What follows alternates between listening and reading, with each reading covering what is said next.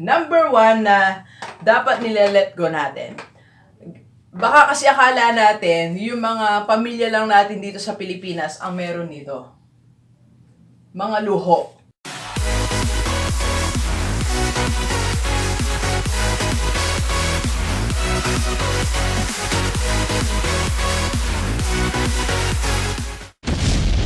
Positively Delivers, this is Dr. Gigi Sunga from I Can Change Project. Magandang umaga sa lahat ng mga delivers natin. Doon sa first time po tayo mapanood sa YouTube channel, thank you very much. Please subscribe, click mo na po yan, Doc Gigi Sunga.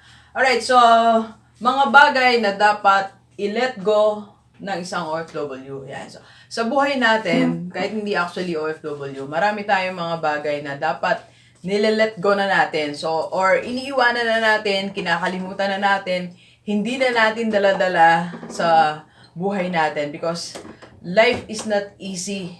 Okay? So, hindi madali ang buhay at hindi magaan ang journey natin sa buhay. So, once in a while or there are times na kailangan mag-let go tayo sa mga bagay na nakakapagpabigat sa atin, di ba? Ayaw nga natin na sabi nga ng movie ano ba yun? Extra baggage.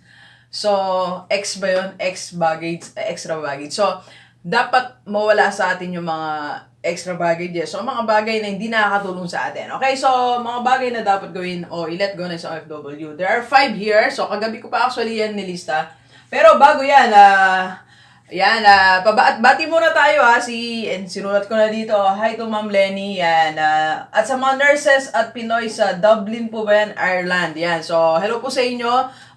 Lalo na kay Ma'am Lenny. Hello po. At magkikita kami first week of ayoko baka hindi pwede sabihin ng buwan.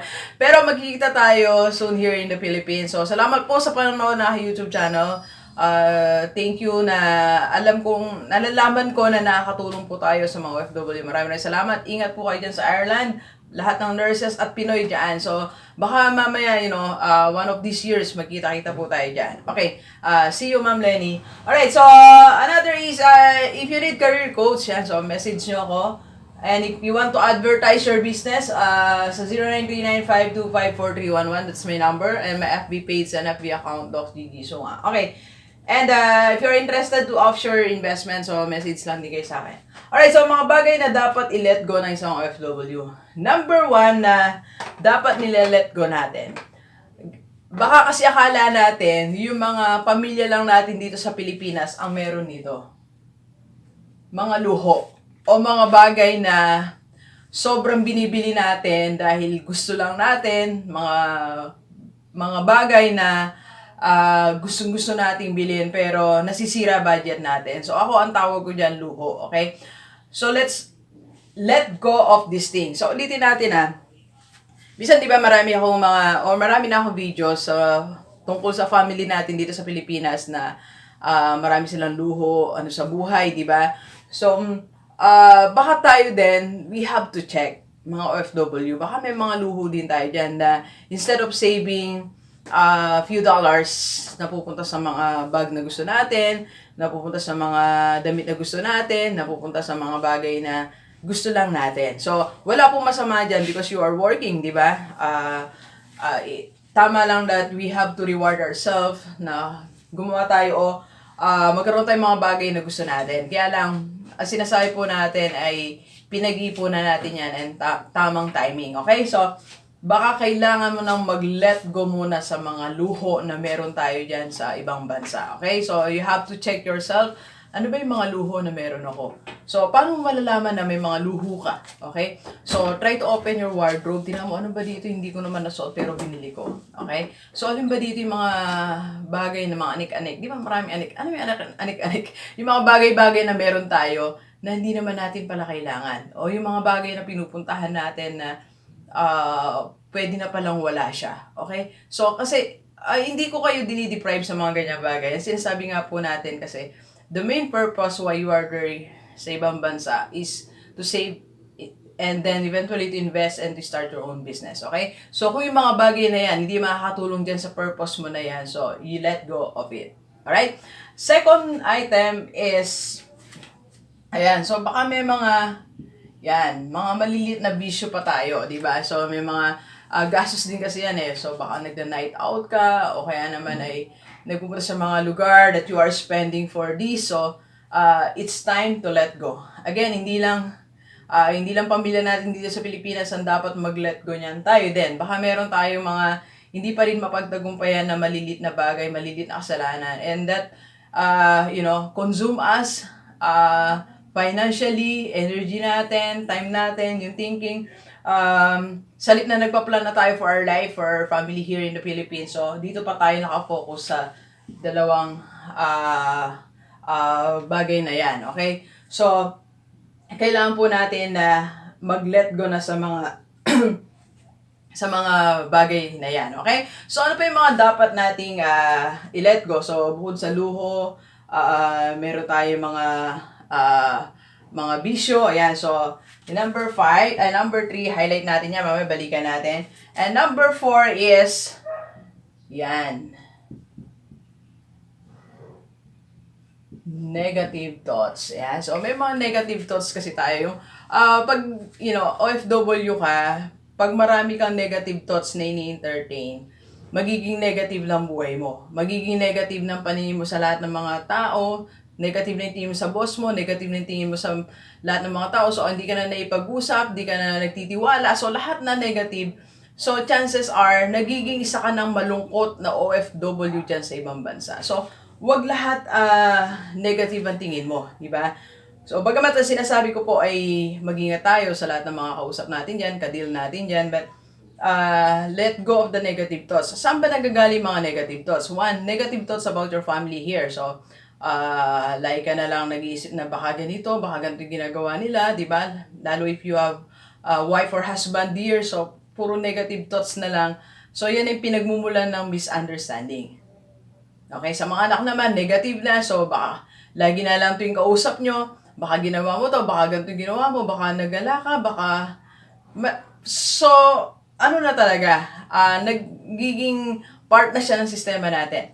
I remember one of the G-Leavers na nag-share sa akin na sa kakaganon niya sa anak niya, one time, ayaw na po siyang kausapin at wala na siyang magawa. Anak niya po kasi teenager. So, tuwing kausap niya, pinapagalitan niya, negative lahat pinag-uusapan nila, about yung mga past things na nangyari, about doon sa mga posible na gagawin niya pa, advance mag-isip si OFW na parent. So, ang dami ng negative na sinasabi sa anak niya. And then one day, nagising na lang siya. Tuwing tatawag siya, ayaw na siyang kausapin. Because of the negative thoughts. From family, negative thoughts din sa mga kasama mo dyan, kaya hindi ka na nag-i-enjoy. Lahat ng tingin mo lang dyan, negative. So, remember, while you are working there, you have to enjoy life. Alright? Ang happiness or enjoyment ay kaya mong gawin now, at present. Okay? So, yung ano man ang situation mo ngayon, kaya mong maging masaya. So, stop being negative. Right? The people around you, enjoy mo lang yung mga kasama mo, di ba? Hindi perfect yung mga kasama mo sa work. But somehow, may good things sa kanila. Sabi nga nung first boss ko, in my first work is, always find the good in man. Okay? So, kahit gaano tingin natin hindi yan magandang ugali, meron pa rin niyang kabutihan sa puso niya. Okay? Just dwell on that. Tingnan mo na lang, i-magnify mo na lang yung kabutihan niya. Diba? So, the good thing is, hindi ka masyadong na-stress, hindi ka masyadong, hindi ka masyadong panay negative, wala ka ng gana, diba, and everything. So, i-let go mo na yung negative thoughts. Okay? So, next naman na dapat i-let go na isang OFW ay this is your old, old mindset. Ito yung old mindset natin.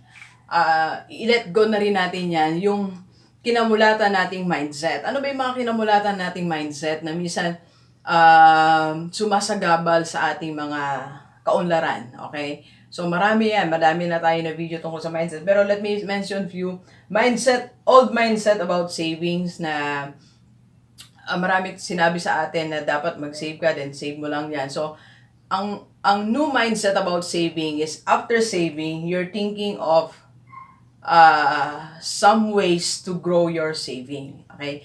Like yung isa sa mga kausap ko po, meron siyang pera like I think it's 100,000. So, yesterday we were talking, sabi ko yung 100,000 mo na yan, wag mo kayaan na nandyan lang yung sa bank. So, you have to think of something on how to grow that money. Marami po kasi tayong old mindset na after we save money, we stop from there. So, hindi po ganon. OFW, dapat i-let go mo na yung mindset na yan. Okay? So, Doc G, anong gagawin ko? While you are there, marami kang pwedeng gawing investment. Okay? Madami kang pwedeng pag-isipan na pwedeng kung 3 years ka pa dyan, yung naiipon mo ngayon, baka pwede siyang mag-multiply. That's the new mindset. Ang old mindset, nun lang yung pera mo, you save then, period. But the new mindset now about money is, or saving is, you're using your savings. So, Doc G, paano ba? So, you just have to choose. Marami naman tayong option dyan. Marami ka nakakausap dyan. So, try to think or choose one thing na pwede mong salihan para mag-multiply yung pera mo on investing, okay? Or you can have your family here na you ask them, mamili muna kayo ng some property, real estate. By the way, next Saturday may vlog tayo, my first real estate investment yan. So, next Saturday po yan. Alright? So, second old mindset na lagi natin, sunod, old mindset na ginagawa natin is, pag meron yung family natin dito sa Pilipinas, binabudgetan lang natin, di ba? I mean, nagbabudget lang tayo sa kanila. For example, padadala mo ay 15,000 a month. So, that's already a old mindset. So, Doc G, ano yung new mindset? Bigyan mo sila, ayaan mo silang mag-ipon, o ikaw mismo mula doon sa pinapadala mo, okay? So, mag-ipon ka, then one time, padala mo sila ng pampuhunan nila. That's the new mindset. Yung pamilya mo dito sa Pilipinas, bigyan mo rin source of income. For 2 reasons. 1, so para hindi lahat ay sa'yo hinihingi, di ba? Hingi dito, lagi, pati small things na kailangan nila. Kasi wala silang capacity to spend, di ba? So, lahat sa'yo hinihingi. So, time will come, mag-burn out ka, and pati savings mo makukuha mo. So, second, pag tinuruan mo silang magnegosyo, pahalagaan nila yung pera, di ba? At higit sa lahat, bukod sa pahalagaan nila yung pera, magiging busy sila. So, maiiwas sila sa mga bagay na hindi na nila dapat ginagawa, like mga tukso, bisyo, luho sa katawan. Yan, matutulungan. Maraming tulong na maano sa atin ang pagbibusiness. Okay? So, yung number 3, ito yung niloy natin kasi nga, medyo pasyalan siya na hindi kasi natin maklasify kung tukso ba yung dumating sa'yo o hindi. Pero, ganito pagka, ayon kasi sa pag-aaral natin, sa manalinig natin, so, yung tukso kasi, it's coming from, from Satan na parang inaano kanya na to go with you deeper sa sarili mo hanggang sa makuha ka niya at malis siya ka dun sa tunay mong purpose. Okay? So, kung papunta ka sa right, sa tamang daan dahil may tukso, liliko ka, punta ka ng kaliwa, di ba? Or babalik ka.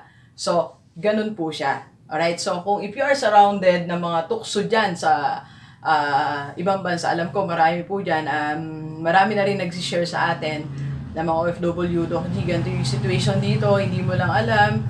So, talagang yung iba detalye sa ating mga nangyayari dyan. At yung mga OFW din na galing dyan, nagsishare din sa atin. So, marami, di ba? So, isa yan sa dapat nating i-let go. Or, kumbaga wag mo na kayang i-let go mo, wag mo nang papasukin. Okay? Wag nang papasukin, wag nang i-entertain yan. Okay? So, pag, bawa, ikaw OFW na babae dyan, may asawa ka, tapos may na-meet ka, kinuha yung number mo, so, wag mo na ibigay number. Okay?